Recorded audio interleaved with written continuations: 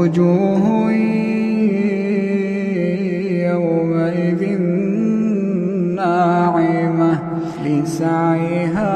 راضية في جنة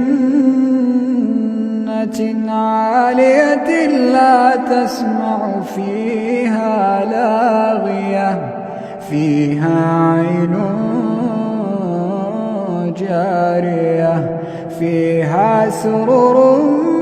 مرفوعة وأكواب موضوعة ونمارق مصفوفة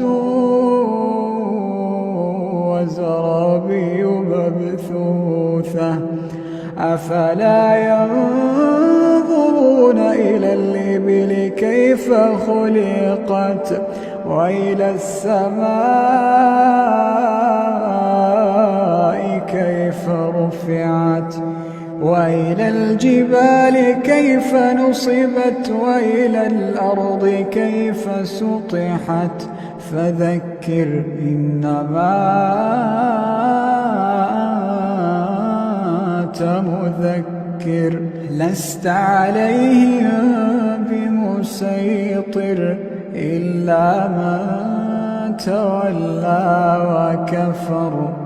فيعذبه الله العذاب الأكبر